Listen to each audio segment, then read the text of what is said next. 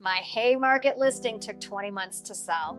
I had 10 acres, a beautifully built home with great bones, and yet it looks like it just sat.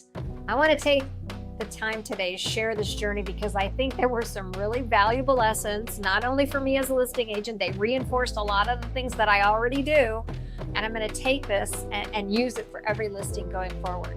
I'm Kristen John and I list homes in Northern Virginia and Richmond, and today I want to walk you through my latest listing in Haymarket because it seems like almost everything that could go right did, and everything that could stall a sale or go wrong also did. And in every single moment that we had issues or we had things come up, I learned from it. And I think as sellers, you can learn from all of these things before you ever put your home on the market and do some of these great things. So I listed this Haymarket home in the exact condition it was in. It was a great home. It had a great layout. It was a beautiful brick home. It was east facing. It was on 10 acres with 6 beds, 6.5 baths. But here's one of the things that we ran into. It didn't have an updated kitchen, an updated bath. It had original windows. And the seller's furniture was still in every single room because they were conveying that because they had relocated. And in the beginning, we got a couple of offers. The condition in that market in the very beginning was not the issue. They were still writing offers on that house. But then the market shifted. One buyer walked away because they got called back into work under the Doge policy. 2 more buyers made very strong offers but could not get financing. 3 deals were gone before we ever got to closing. And here's what I change if I could go back to that time. The market moved and we didn't move fast enough with it.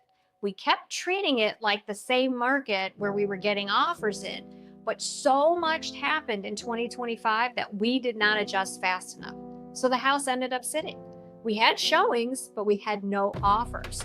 It looked like a no offer stale house, and it wasn't. It was a house that had proven it could sell in one market, and then it didn't get repriced or repositioned fast enough for the market it was actually sitting in. You know, the home still had the original seller's furniture in it. It had an original kitchen and bath. It was 22 years old with original windows. It didn't even have fresh paint. Buyers saw the value in the land and the bones, but they also saw a house that hadn't been touched really in over 2 decades. And the market, the buyers shifted. They shifted their price and their expectations, and this house didn't reflect that. So the gap between price and product is where deals go south. Buyers don't always tell you why they're not writing an offer. They just don't write one.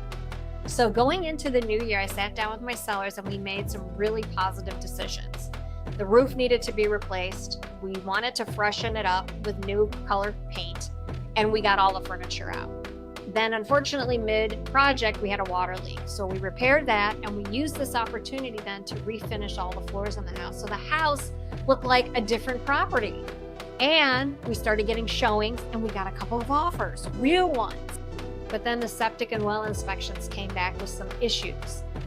We had 2 strong offers walk because of it. And not because buyers were being unreasonable. Most buyers didn't, at the time, understand the septic and well system, and when something got flagged, they didn't stick around to find out what it meant.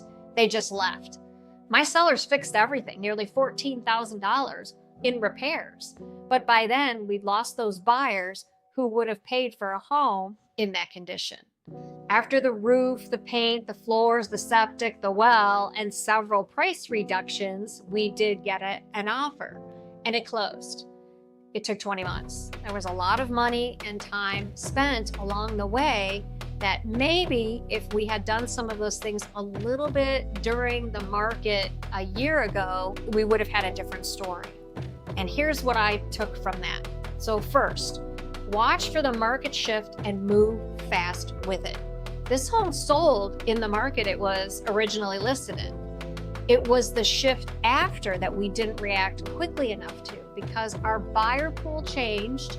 We needed to change our pricing and our positioning right away, not after almost a year. And even though we had showings, we had no offers. We've got to adjust quickly. So number 2, price to match the market, not the potential. We didn't have recent updates, no fresh paint. We had furniture in there, the old window coverings. That became a pricing conversation before it was a showing conversation.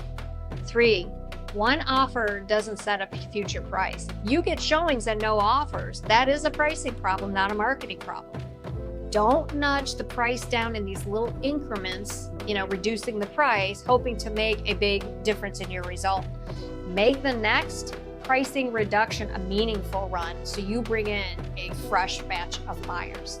4, I probably wouldn't convey the furniture. I might use it for staging if I needed to, and if a buyer wants it, great, they can have it.